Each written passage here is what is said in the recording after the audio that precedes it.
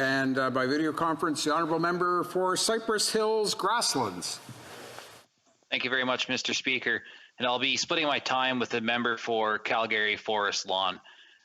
For the first day of the House sitting in the new year, I'm proud to speak up for something that is important for all Canadians. The importance of Keystone XL is something I want us all to focus on right now, and it's obviously why the official opposition requested an emergency debate for tonight. The Liberal government has officially acknowledged the benefits of this pipeline, but they really don't seem to understand or care much about the urgency of what is happening. And I wish they did.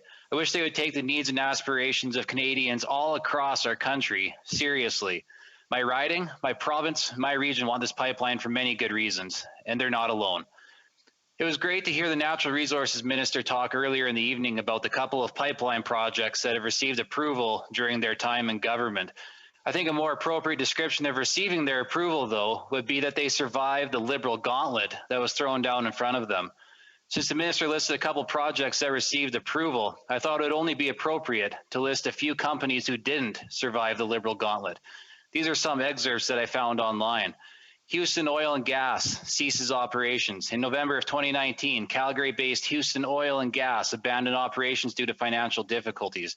The company operated 1,264 wells, 251 pipelines, and 41 processing facilities, mainly out of southeast Alberta. It could cost a total of $80 million to clean up the remaining infrastructure. And Canada moves headquarters to the U.S. In October of 2019, the Canadian oil giant in Canada announced that it would be rebranding to Ovintiv Inc. and moving its headquarters to the United States in order to attract more investment. And just quoting CEO Doug Suttles here, a domicile in the United States will expose our company to increasingly larger pools of investment in U.S. index funds and passively managed accounts, as well as better align us with our U.S. peers. Former CEO Gwen Morgan also said, the destructive policies of the Trudeau Liberals have left the company with no choice but to shift its asset base and capital program south of the border. Kinder Morgan exits Canadian market. Point of order. I was wondering when that would happen. So the honourable member for Cypress Hills Grasslands just might recall that he used the family name of another honourable member here in the House, and I remind him that now that we're back into regular sessions, that he should use either the title of the member or their riding name, but not their family or given name. The honourable member for Cypress Hills Grasslands. My apologies, Mr. Speaker. I was using a quote, so I guess I got lost within the quote there, so my apologies. So resuming, Kinder Morgan exits Canadian market. In August of 2019, the petroleum and natural gas company Kinder Morgan secured a $2.5 billion deal to sell off its Canadian arm and leave the market. And previously in 2018, the Liberal government purchased the Trans Mountain pipeline from them for $4.5 billion. According to estimates by the Parliamentary Budget Officer, the Prime Minister overpaid for the pipeline by up to $1 billion in taxpayer funds.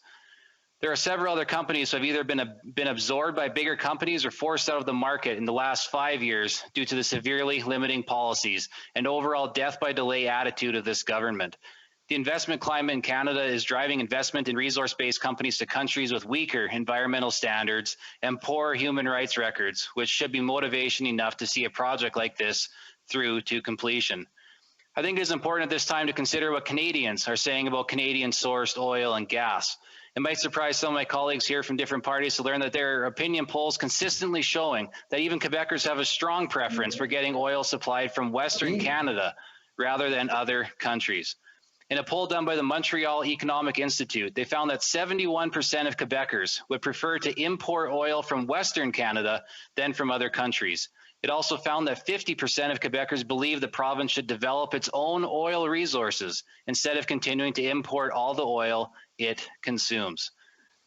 They might also be surprised to find out that there is strong support from Indigenous Canadians for the project. This pipeline represents an opportunity for reconciliation and prosperity. Chief Alvin Francis from the Nekoneet First Nation in my riding is the president and CEO of a First Nations group called Natural Law Energy, which, as some of you probably know, had a significant investment in an equity agreement with Keystone XL. When I talked to Chief Francis about the news that the permit was being revoked for Keystone XL, he was quite saddened and disheartened about it, because this project, what it meant for his people was the funding and also the opportunity to further education, to further housing, and also to advance their economic development that they're working so hard to build for their people. There's a 30-year commitment from TC Energy for this project, and he specifically spoke about the opportunities that people were excited for to get training and to get employment and to develop a career to be able to work on this pipeline that was owned by Natural Law Energy. But now it's all gone. When he was interviewed, Chief Francis spoke to Global News trying to talk about, he was saying, and I quote, "I always try to tell people the glass is always half full, never half empty. I want my First Nation to be successful, and there's many things out there that I'm going to have to pay more attention to. I'm always trying to think of what is out there as being the next thing, because if I don't do that, as being the leader of my community, I'm not doing my job. I always have to lead. Every morning's a new day. They have very knowledgeable people, TC Energy, and they will do it. They will put a plan in place, and I'll be a part of that plan to make sure that we have our view in it, First Nations view on it, so that we can continue to be successful together," end quote. The loss of Keystone XL will be devastating for their community, as it is for many others. The mayor of Shaunavon, Kyle Bennett, sent me his thoughts on it as well. And once again, I'll quote, "We are extremely disappointed by the short-sightedness of this U.S. administration. This should be treated as an attack on fair trade within our countries. At a time when our economies are suffering, we should be supporting industries that will create thousands of jobs and millions of taxation revenue. This project not only represents economic interests, short-term and long-term, but as a sign of the relationship between our largest trading partner," end quote. So what does this government have to say to the Nekoneet First Nation, to Shaunavon, to the countless communities and workers which they are letting down? Before last week, the Prime Minister told us about one phone call. In that committee, we heard from the Natural Resources Minister and also from the Parliamentary Secretary that they had one phone call back in November with the incoming American administration. He said that the first phone call was, and I'll quote, "the very definition of a priority." Mr. Speaker, if it's a priority, one half-hearted phone call does not add up to a priority. If it is a priority, the Prime Minister, the Natural Resources Minister, the Foreign Affairs Minister, the International Trade Minister, all would have been at the table, repeatedly asking the former and the incoming administration to ensure that this project is built, telling them that this is about Canadian and American jobs, that this is the most ethically sourced and environmentally friendly oil in the world, and it also drives innovation. Mr. Speaker, there are oil and gas companies who have made the claim that they are net negative in their emissions because of the utilization of carbon capture and storage. In an article by CBC of all places, they report that Enhanced Energy stores 4,000 tons of CO2 underground, which is the equivalent of removing 350,000 vehicles off the road every day. You see, when you make something a priority, you relentlessly go after it. Enhanced Energy and also Whitecap Resources have made it a priority and have objectively achieved it with carbon capture and storage. This government has only proved once again that they need to get their priorities straightened out. I'm hoping that we'll see the Natural Resources Minister again at committee next week or in the coming weeks to explain where this project is going with the new administration and what kind of work and efforts that they have put into it to try to advocate for Canadians, for Canadian jobs, and for our industry. Mr. Speaker, the Liberals knew that the incoming administration's position. Did the Prime Minister think that the one phone call back in November and then one phone call at the 11th hour and politely expressing disappointment was going to be enough? I mean, we all obviously knew what the Biden administration's goals were. We knew what they were saying. They laid it out there on the line. But the point that I'm trying to make here tonight, and I know that all of my colleagues here are trying to make, is that if the government truly actually does care about Canadian jobs, if they truly care about Canadian resources, about our oil and gas sector, about the workers that they repeatedly are talking about, that they would have put in a wholehearted effort. It was great to hear them talk about their consultations with the Alberta Energy Minister and even the Saskatchewan Energy Minister, and that's great. But honestly, Mr. Speaker, that's just preaching to the choir. You know, that's not really the audience that needs to be spoken to here. They needed to be speaking again, like I said earlier, to the incoming administration and now the new president of the United States and his people about the importance of this project and what it was going to bring to Canada, but what it was also going to mean to the energy security for North America as well. There are several great opportunities that have been proposed and been promoted over the last 5 years, and that this government has effectively killed by their death by delay tactics. And quite frankly, it's allowed them to basically just blame every other people for their dithering and their delaying on all these kinds of projects. We saw that with the Tech Frontier mine, and we're seeing it again here once again with Keystone XL. And there's a lot more at the stake each and every time that they do this tactic of theirs. Thank you very much, Mr. Speaker. And we'll go to questions and comments, and we'll go first to the honourable member for Saanich Gulf Islands. Thank you very much, Mr. Speaker. It's been a long night of debate, and the Green Party members of Parliament never got a speaking slot, so I'll try to be brief, but there is so much to say. To my honourable colleague from Cypress Hill Grasslands, we do find ourselves at different ends of this discussion, because the crisis that consumes my sleepless nights is the threat to my children and grandchildren of a galloping climate emergency. And I don't think it's incompatible to protect workers in the fossil fuel sector, but it is incompatible to continue to press for growth in fossil fuel infrastructure and avoid the coming climate crisis.